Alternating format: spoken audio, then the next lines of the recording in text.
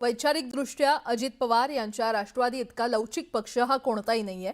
ते फुले शाहू आंबेडकरांचा विचार घेऊन हिंदुत्ववादी भाजपसोबत संसार करू शकतात। भाजपसोबत लढण्यासाठी पुन्हा काँग्रेस आणि शरद पवारांच्या राष्ट्रवादीसोबत जाऊ शकतात। पुणे आणि पिंपरी चिंचवडमध्ये भाजपला आसमान दाखवण्याच्या बेतात असलेल्या अजित पवारांनी तिरकी चाल खेळण्याचा विचार केलाय का, हा प्रश्न आता पडतोय। त्याचं कारण पडद्यामागे घडणाऱ्या या गोष्टी आहेत, पाहूयात। भाजपचा धक्का, दादांचा इरादा पक्का। अजित पवार घेणार भाजपला अंगावर। सुरुवात कुणी जर केली तर दुसराही गप्प बसत नाही असं म्हटलं जातं। पुण्यात अजित पवारांची तिरकी चाल। एकमेकाचे माजी पदाधिकारी घ्यायचे नाहीत, परंतु ते घेतले गेलेले। त्याबद्दल आम्ही मुंबईत गेल्यावर चर्चा त्या ठिकाणी करू। राज्यात उपमुख्यमंत्री अजित पवारांनी महायुतीतल्या फोडाफोडीवर व्यक्त केलेली ही नाराजी। एकमेकाचे माजी पदाधिकारी घ्यायचे नाहीत, परंतु ते घेतले गेलेले। अजित पवारांच्या नाराजीला किनार आहे ती काही दिवसांपूर्वी पिंपरी चिंचवडमध्ये भाजपनं राबवलेल्या ऑपरेशन कमळची। नगरसेवक आहेत, आता भारतीय जनता पार्टीमध्ये प्रवेश करतात। पिंपरी चिंचवड मधील अजित पवारांच्या पक्षाचे डझनभर नगरसेवक भाजपनं काही दिवसांपूर्वी आपल्या गळाला लावले। महायुतीतील ही फोडाफोडी अजित पवारांच्या चांगलीच जिवारी लागली आहे। मधल्या काळामध्ये साधारण आमचं अंडरस्टँडिंग ठरलेलं होतं की आम्ही जे मित्र पक्ष आहोत त्यांनी एकमेकाचे उमेदवार घ्यायचे नाहीत किंवा एकमेकाचे माजी पदाधिकारी घ्यायचे नाहीत, परंतु ते घेतले गेलेले। त्याबद्दल आम्ही मुंबईत गेल्यावर चर्चा त्या ठिकाणी करू। पिंपरी चिंचवड पालिका निवडणुकीच्या तोंडावर भाजपनं अजित पवारांच्या राष्ट्रवादीला मोठं भगदाड पाडलं। अजित पवारांच्या शिलेदारांनाच भाजपनं आपल्या पक्षात घेत राष्ट्रवादीची ताकद कमी करण्याचा प्रयत्न केला।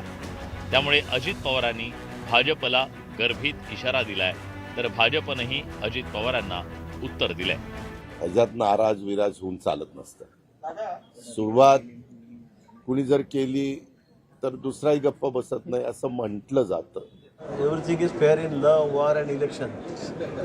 तिसरा त्याला आता ॲड झालेला आहे सध्या। म्हणजे नुसतं प्रेमाच्या युद्धात नाही तर निवडणुकीमध्ये सध्या सगळं माफ आहे।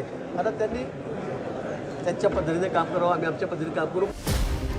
एकीकडे भाजपला थेट भिडण्याची तयारी करत असताना अजित पवार पुण्यात तिरकी चाल खेळण्याच्या तयारीत आहे। पुण्यात राष्ट्रवादी काँग्रेसनं काँग्रेससोबत मागच्या दारानं चर्चा सुरू केल्याचं बोललं जात आहे। वन ऑन वन असं एक आव्हान उभं करू शकतात का? मताचा स्प्लिट किंवा मतं फुटणं किंवा मतांची विभागणी हा जो काही प्रकार आहे तो जर टाळता आला तर ते शक्य होतंय का अजित पवारांना, हे पाहणं महत्त्वाचं आहे। मात्र एक नक्की, भाजपला पुण्यामध्ये तगडं आव्हान द्यायची तयारी जी आहे ती अजित पवार यांनी चालवली आहे, हे नक्की। पुण्यात भाजपला रोखण्यासाठी दोन्ही राष्ट्रवादींची मोट बांधण्याचा प्रयत्न सुरू करण्यात आलाय।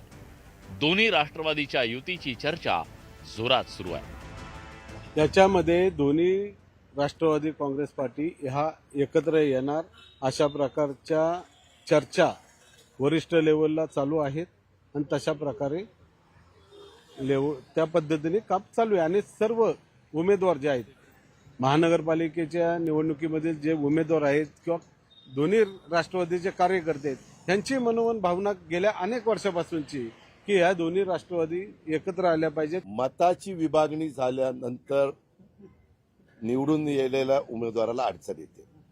तीच मताची विभागणी होऊन नाही दिली तर त्यांना निवडून यायला सोपं जातं, तर तिथले शहर अध्यक्ष जिल्हा अध्यक्ष निर्णय घेतील। पण मला वाटतं की शेवटी निर्णय हा वरिष्ठ पातळीवर होत असतो। त्यामुळे वरिष्ठ पातळीवर जो काही निर्णय होईल तो अजून तर झालेला नाही, अजून चर्चा चालू स्थानिक पातळीवर आहे। स्थानिक पातळीवरच्या चर्चेमध्ये एकमत झालं की ते वरिष्ठ पातळीवर कळवते, मग त्यावेळेला ठरवून घेऊ। पुणे जिल्हा आणि पवार कुटुंब अनेक वर्षांचं समीकरण आहे। पवारांच्या या बाले किल्ल्याला सुरुंग लावण्यासाठी भाजपनं अनेकांना पक्षात घेत ताकद दिली।